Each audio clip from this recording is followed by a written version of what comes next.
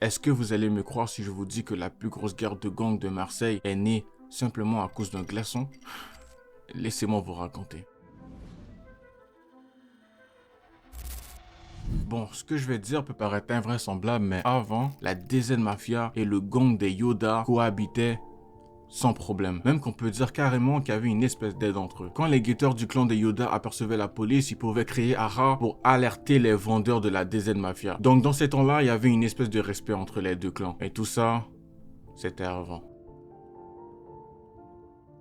Bon, du coup, comment tout a commencé? Les hostilités entre les deux gangs auraient commencé lorsque Félix Bingui, qui est un grand trafiquant marseillais, serait sorti de prison. Donc lui, il faisait de l'importation du Maroc à la France. En fait, c'est assez simple. Félix est le grand dirigeant des Yoda. En tout cas, l'un des grands dirigeants des Yoda. Donc Félix sort de prison. Il se dit, bon, ça fait des années que je suis au placard. J'en ai marre. Je vais faire encore plus de fric. Donc il décide d'accélérer la vente de ses produits et de augmenter l'importation qu'il fait du Maroc à la France. Donc tout ça fait en sorte que son chiffre d'affaires monte et que le chiffre d'affaires de ses ennemis, en tout cas ses futurs ennemis, diminue. Mais tout ça n'est pas uniquement grâce à la sortie de prison du chef des Yoda, mais c'est aussi grâce à une maladie qui commence par C et qui finit par un 1 et un 9. Donc tu prends ces trois trucs, tu mélanges comme il faut, tu regardes à l'intérieur, qu'est-ce que tu vois? Il y a quoi? Une belle guerre de gangs.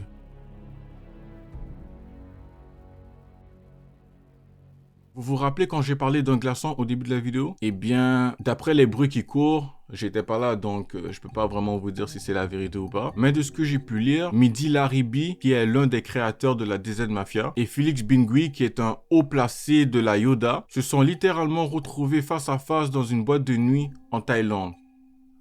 Quelles étaient les chances? Donc les deux hommes et leurs amis commencent à se disputer. Au départ, c'était que des mots, que des insultes. Et là, de nulle part, un des caïds reçoit un glaçon sur la tête. Les gars, jamais lancé un glaçon sur la tête d'un trafiquant. Donc là, bien évidemment, des voyous, de l'alcool dans le sang, une attaque physique, qu'est-ce que ça donne? Une bagarre générale. Bon, il y a des rumeurs qui disent que cette bagarre n'a jamais existé, comme il y en a qui disent qu'il y a eu une bagarre. En vrai, je sais pas quelle information est vraie, mais en tout cas, à ce moment-là, ça créait un froid qui avait déjà un peu, donc ça l'a refroidi encore plus, quoi.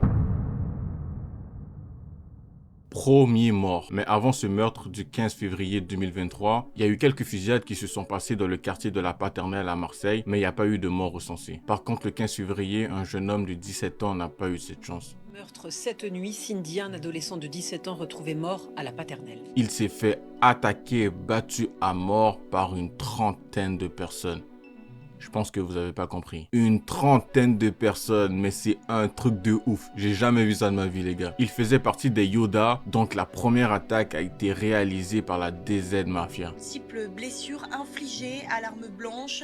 La victime a reçu également plusieurs coups de barre de fer, notamment au niveau de la tête. Mais le clan des Yoda, c'est pas des petits. Les gars, à peine 24 heures plus tard, ils ont repliqué avec une attaque armée pour se venger. Résultat, une autre victime, tuée par balle dans le quartier de Micocoulier. Cité des Micocouliers dans le 14e arrondissement de Marseille. Les faits se sont produits aux alentours de 15h30. Il a été victime de tirs d'armes à feu. Le jeune homme avait un pronostic vital engagé. Il est décédé quelques minutes plus tard. Et ça, les gars, c'était les deux premières victimes d'une longue liste.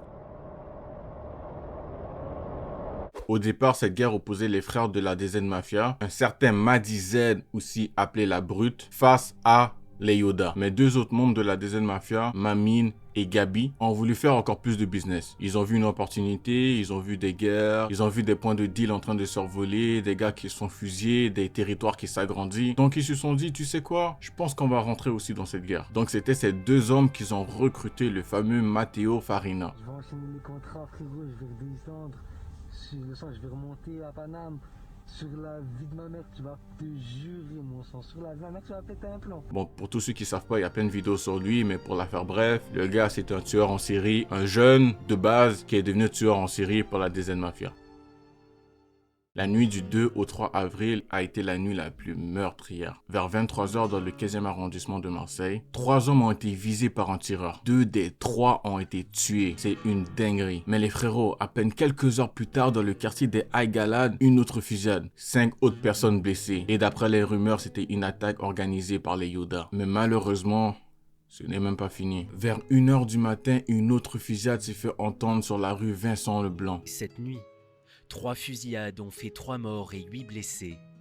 Vers minuit, dans le 15e arrondissement, ce sont tout d'abord les cités du Castellas et des Égalades qui ont été touchées. Matteo, le jeune que j'ai parlé tout à l'heure, est soupçonné, pas encore condamné de ce que j'ai pu voir, mais il est soupçonné d'avoir organisé cette attaque-là. Et donc Matteo a été engagé par la DZ Mafia pour riposter à l'attaque qui a été faite par les Yoda plus tôt. Donc c'est du ping-pong en fait. Les gars sont très très rapides et j'ai jamais vu ça de ma vie. Peu de temps après, l'homme qu'on surnomme la Brute a été attaqué violemment en prison. Bon, il a survécu, mais tout ça aura des conséquences dans la rue. Plusieurs attaques à l'arme à feu s'est fait entendre du 12 au 13 avril. La première victime, un mineur de 17 ans qui a survécu miraculeusement. Franchement, avec toutes les morts qu'il y a eu, le gars, il a une chance de fou malade. Et peu de temps après, dans la même nuit, on a pu entendre encore quelques tirs dans le 4e arrondissement. Mais vous commencez à comprendre et vous savez que tout ça, c'est pas fini. Même pour la faire brève, dans la même nuit, il y a eu encore 2 autres fusillades. Bilan, 9 blessés, 3 morts. Énième règlement de compte hier soir à Marseille.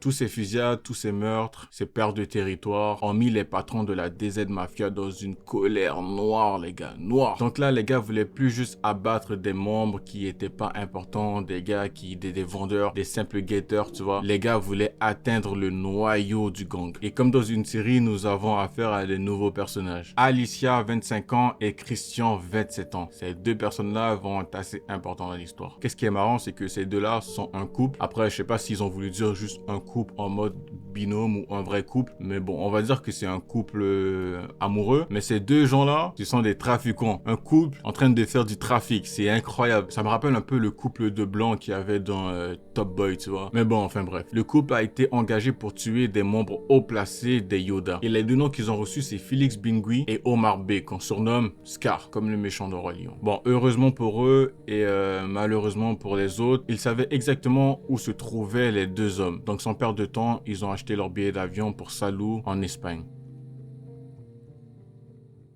Christian et Alicia se sont rendus à Salou en Espagne. Ils avaient l'information que Scar était chez son associé qu'on appelle Nadir, mais aussi Morales. Donc pour leur mission, qu'est-ce qu'ils ont fait? C'est très simple. Ils ont engagé une prostituée qui s'appelle Celia, qui je sais pas comment ils l'ont su, mais était fréquentée fréquemment par Morales, qui était l'ami de Scar. Donc pour une grosse somme d'argent, ils ont demandé à Celia de trahir Morales et leur donner l'endroit exact où il se trouve, donc quand Morales allait l'appeler dans le fond. Donc comme prévu, Morales contacte Celia. Celia donne l'information à la DZ Mafia et la DZ Mafia se pointe à l'endroit exact où se trouvent les 2 hommes. Donc là, comme vous l'avez deviné, ils arrivent sur place, ils sortent le canon et ils mitraillent les 2 hommes qui étaient posés tranquilles dans une voiture en train de déposer les filles, donc plusieurs meufs prostituées à l'hôtel. Mission réussie pour la DZ Mafia, les 2 hommes sont morts. Comme dans un film, ils ont réussi à s'enfuir grâce à Alicia qui les attendait quelque part, je sais pas trop où, mais elle les a aidés à s'enfuir d'une façon que personne sait, mais en tout cas c'est un film, c'est carrément un film. Un vrai couple de bandits là, c'est un truc de malade. Ah oui, c'est vrai, il y a un mec qui a pas réussi, dommage pour lui, je pense qu'il va passer pas mal de temps en prison. Il s'appelait Zachary. De 10 mai 2023, une femme de 43 ans était posée tranquille dans sa voiture. Malheureusement, cette femme s'est fait rafaler parce que d'après des rumeurs, des gens disent que c'était la mère de Celia, donc la prostituée, qui a trahi les Yoda. Est-ce que c'est vrai? Je sais pas. Alexandra Gonzalez, semble-t-il, cette femme est victime d'une balle perdue, d'une énième fusillade dans la cité phocéenne. Bon, je spoil un peu le bilan de l'été 2023. 3 morts et plusieurs blessés. Bon, après les 3 morts, c'est d'après les médias. Peut-être qu'il y en a eu plus. Peut-être qu'il y a eu des cadavres qui n'ont jamais été retrouvés. En vrai, on ne sait pas exactement. Le 20 juillet 2023, la DZ Mafia envoie encore une nouvelle équipe pour se débarrasser d'un membre du clan des Yoda. Cette équipe est composée d'un tueur qu'on appelle Bilal, aussi connu sur le nom de R9, un chauffeur appelé O'Connor et un 3e aussi qu'on appelle Monsieur Pro parce qu'il nettoie les scènes de crime. C'est ouf comme nom quand même. Les 3 hommes ont été dirigés encore par les fameux Christian et Alicia. Vraiment le couple de criminels par excellence. Ils ont fait une seule victime de 17 ans, encore par balle. Et tout ça s'est passé cette fois-ci dans le quartier de Capucelles, dans le 15e arrondissement. 3 semaines plus tard, un autre meurtre. Cette fois-ci, c'était un membre de la DZ Mafia. Et en plus, c'était un haut placé, un membre qu'on appelle Moustique. D'ailleurs, il y avait une récompense de 4000 balles sur sa tête, un peu comme les pirates dans One Piece. Mais bon, les 3 gars qui ont été engagés par Alicia et Christian ont été interpellés par la police. Donc, Ils ont disparu pendant un moment. Je sais pas s'ils sont encore en tôle. En tout cas, en été, ils sont partis, quoi. Ah ouais, Christian aussi a été arrêté, les gars. Et franchement, je pensais réellement que ce gars était intouchable. Donc du coup, si Christian est parti, ça veut dire que c'est terminé. Il n'y a plus de nouvelle équipe et tout ça. Vous avez oublié quelqu'un, je pense. Alicia, les gars. Alicia, la meuf de Christian, a monté en grade et est devenue l'une des têtes du trafic de la cité de Castellas, mon gars. Insane.